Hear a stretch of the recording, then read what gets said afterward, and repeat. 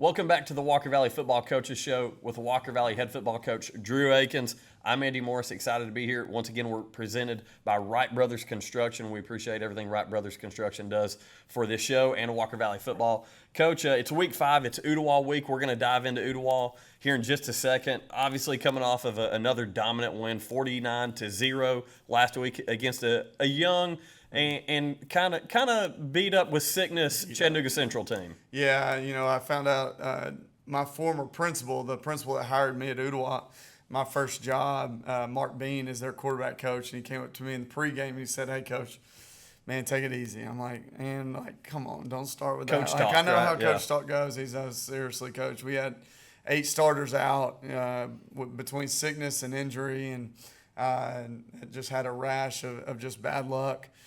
So early on, we knew kind of where they were, and honestly, with some of their starters out, I was looking for number 42, and he's standing on the sideline. He was a really good running back for him. Didn't play, wasn't even dressed out. Number 1 was their starting running back to start the season. He's out. 21's their best receiver. He's out. So when you go down the list of just guys that were unavailable for him, that's really tough. I really have a lot of respect for that program and those coaches.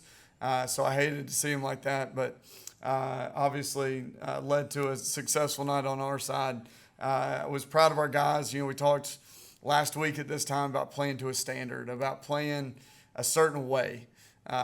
We've kind of developed a standard at which we play. And we play up to that standard. Typically, I feel really good about us being competitive in any game that we're in. When we don't play that standard, it feels sloppy and ugly, and it makes it a little more difficult. So I thought we played to our standard throughout the game. It showed up on the scoreboard. One young man that I want to talk about that definitely played to that standard, wide receiver Luke Hayden had 120 yards receiving, a very impressive night, 3 touchdowns, and he leads Class 5A in receiving touchdowns and is tied for first in the state across all classifications for receiving touchdowns. Yeah, Luke's really come on. Game 1 didn't have a target. How silly is that on our end? Sawyer and Roman really dominated that Cleveland game with receptions. But, man, since then, Luke's really come on. He had 1 touchdown against Bradley, but then he had two weeks in a row where he's had 3 touchdowns each game, in the last 2 games. So really proud of Luke. We always knew he was a dynamic kid. He creates a lot of issues over the middle with him being 6'5", 200 pounds. Like, he's a different body going across the middle than you see a lot of the times. Yet he's still able to run really well. So Luke's pretty dynamic. And I'll tell you where we've been able to attack the most with him, and it shows up with the receiving touchdowns, as we're tackling in the red zone. When we get in the red zone, we formation it, or we put Luke in a situation where we can get him the ball and find him in space, or in jump ball situations, because he's so good at tracking the ball and going and high pointing it. And when you're 6'5", use that and you high point it, it makes it really difficult for anybody to go compete against that. So really proud of Luke. Excited the trajectory he's on. So staying at the wide receiver position, Sawyer Boyd's another one. We've seen him on Friday nights, just the impressive breakaway speed once he has the ball in his hands. Part of the reason why he leads Class 5A in receiving yards. Very impressive young man at receiver for you guys. Yeah, man, Sawyer's been definitely a game changer, not only on the field, but, man, he's just a great cultured kid, excuse me, in the locker room, in the hallways. And he's just a fun kid to be around. He likes hanging around our guys. He likes hanging around our coaches. He just likes being here. And I think the relationship that we've been able to build because of that has trickled onto the field. And you're seeing a ton of success from him on the football field. I think he's up to almost 500 yards receiving on the season. But just his ability to create explosive plays is really, really it's really special. Even towards the end of the second quarter, we were just almost saying, "Hey, man, what can we call to, where we can get some plays?" Because ultimately, we were scoring in, a play here, 2-play drive there. So we called it a bubble, to Sawyer and hit the sideline. He's like, well, that's not the play. That's not the play to call because, I mean, once he gets to the sideline, it's over. And he was able to run. I think it was a 69-yard touchdown catch by him. So he's definitely an explosive kid. I look forward to kind of showing you some of the stuff we did with him last week, and I look forward to the rest of the season finding different ways to get him the football. Yeah, obviously at receiver specifically, you guys have a little bit of a three-headed monster, including Roman Yulo, who was inactive last week, warmed up and was ready to go, but obviously you guys took some precaution there. Yeah, I just thought it wasn't wise to put him out in that game, especially once, again, we found out that they were down some players. I just felt like it wasn't wise to put Roman out when he wasn't 100%. You know, we kind of had a goal if he was 75 or 80% that we'd let him go. He was probably in that 75 to 80% range. I just didn't feel smart to press that. So, you know, by not playing him Friday night, we got Friday rest, Saturday rest, Sunday rest. He was back in the facility doing some PT on Monday and hopefully today, Tuesday. We're going to get him into the practice in shells, only in a red jersey, and just see if he's moving even better than he was last week. But ultimately, it just wasn't smart to play him in that game. So obviously, there's got to be a guy that gets those guys the football, and it's Chase Stevens, who just so happens to be leading the entire state in passing yards. Threw for 318 yards last week, 6 touchdowns. Very impressive past few weeks for Chase up to this point. And obviously, you guys have kind of figured out an identity there on offense with what you're wanting to do, getting the football to all the, as Jacob likes to call them during the broadcast, to all those Mustangs that you pull out of the garage there at receiver. Yeah, Chase has done such a good job. We talked about it on Friday night after the game.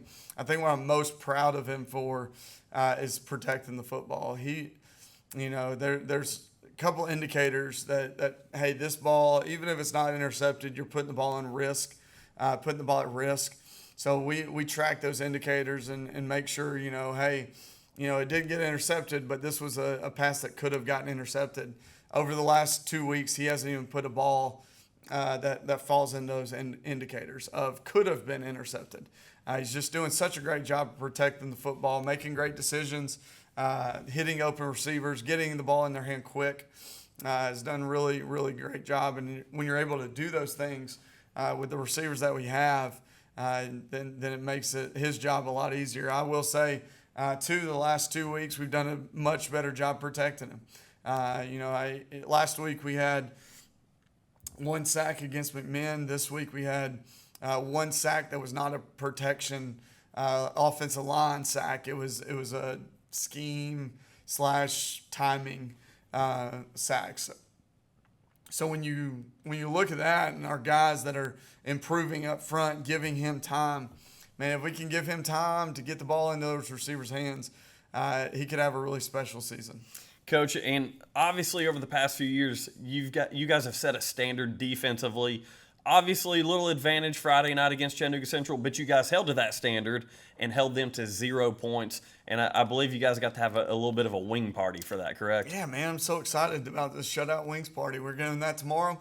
Celebrate our guys, man. We try to always celebrate big-time accomplishments, and I don't care who it's against. You know, our young guys played the whole second half. Our young guys had a hand in that, being able to keep them to 0. So it's a really big deal to anytime you hold an opponent to 0, it matters. It means something. So excited to celebrate with our defense. Thought Braylon Beard had a great night. I think Braylon had 4 tackles, had an assist. He had maybe a pass breakup or tackle for loss. I know his stat line had 3 pretty major things. He led us in bonus points. I thought Tyler Goldman had a great night. He had 5 tackles, 2 assists. And when you talk, our inside linebackers had 9, 10, 11 tackles between the 2 of them. There wasn't a whole lot of plays in the first half. So half the tackles in the first half were made by those inside backers, which tells me that our D-line's doing a really good job of eating up blocks. And that Tyler and Braylon are doing a good job of finding the ball and tackling the football. So been really proud of our defense. They quietly had a great week last week, and it showed up on Friday. We got to continue to have those things.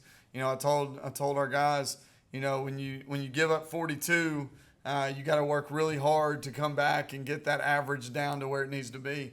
Again, I think the 42 is kind of a misnomer with our defense. They scored 42 absolutely, but without the fumble, it's probably 35. And then the way we were scoring, you get that many possessions, there's going to be some points scored. So, but I thought our defense did a great job of stepping up, finding a way to hold them to 0, and that's really exciting to celebrate. Coach, with that, we'll take a quick break. When we come back, we'll go right into that film study.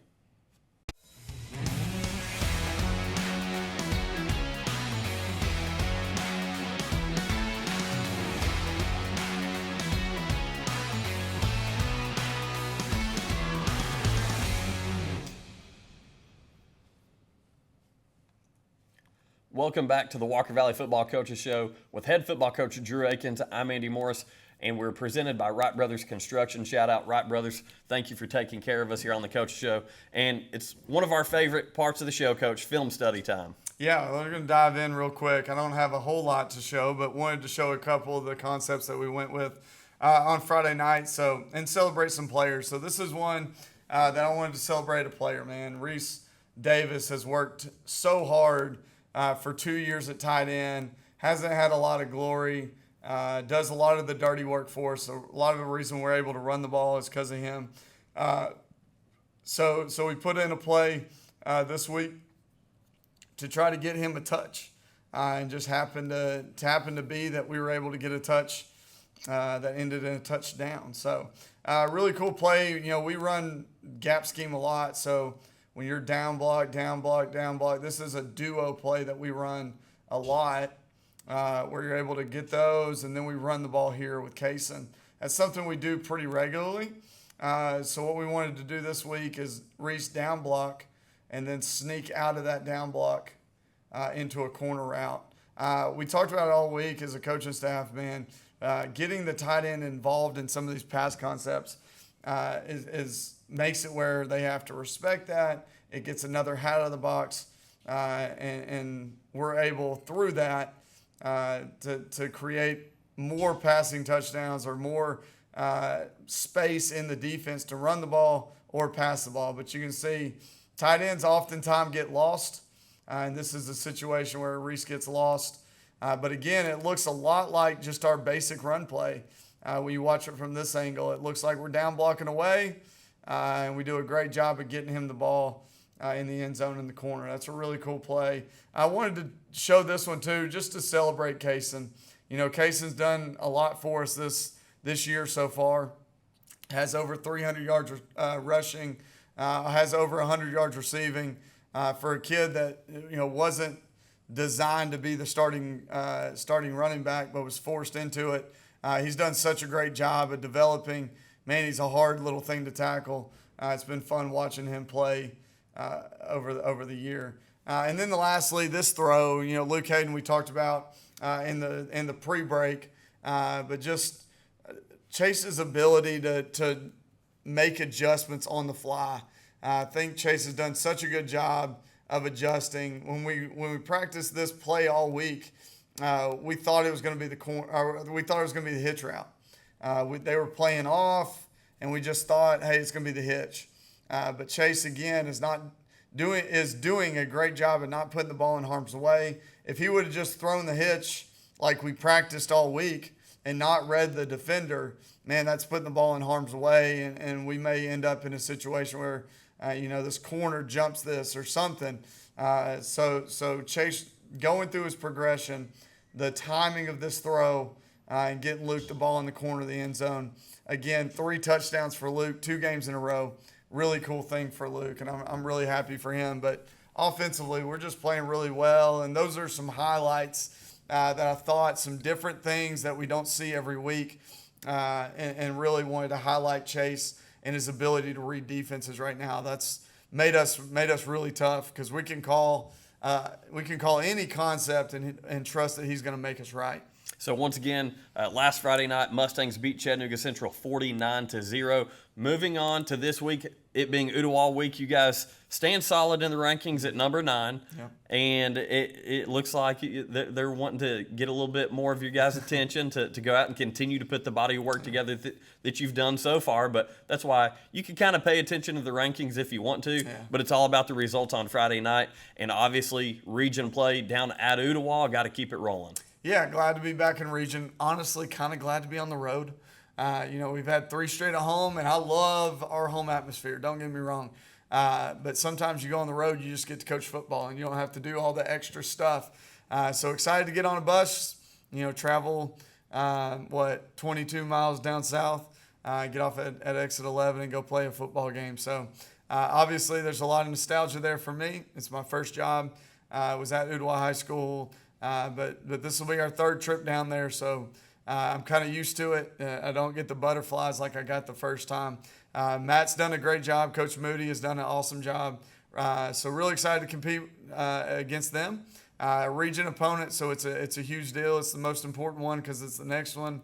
We're really excited to go down and compete. I think the biggest thing that I want to announce here is just they will sell cash tickets at the gate. Bags have to be clear bags. That's something Hamilton County released this week. Student tickets have to be bought at Walker Valley High School. So we're going to sell student tickets in the main office. If a student goes to buy a ticket at Ooltewah High School, they have to have a guardian or parent with them, 25 years or older. So, making it easier on our kids. If they buy from here, they can have the ticket and walk in, no problem. If they buy from the gate at Ooltewah, then it does come a little more taxing. So I really recommend to our students, get a ticket at Walker Valley so you don't have to worry about all that. But game starts at 7. It should be a great night. It's always a fun place to play. It's the first game that I've been there with their turf. So just a lot of fun things. And again, Coach Moody's done a great job, so it should be a great ball game. You know what else is a big deal? Taking Coach Dunbar back down to Ooltewah. That's a big deal. Absolutely, man. I'm glad he's on our sideline. I know no doubt about it. He's done a great job. It. So really excited to go back down there. It's always a cool place to travel to. It does bring back a lot of great memories, and hopefully we can make some new memories down there. Absolutely. So, again, with that, you'll be able to catch me and Jacob Mason on Cleveland's Oldies 99.1 at 6:30 for pregame coverage live from Ooltewah High School, leading straight up to kickoff at 7 o'clock. So be sure, if you're not able to come down to Ooltewah and support the Mustangs in person, tune in Cleveland's Oldies 99.1. Coach, you got anything else? Nope, let's just go win a ball game. I mean, when you get to this time of year, man, there's bumps and bruises. I think we're at the point where let's just put it all together and figure out how to go win one. That's it. So, once again, we appreciate you guys tuning in. Be sure to come out Friday night, support the Mustangs at Ooltewah.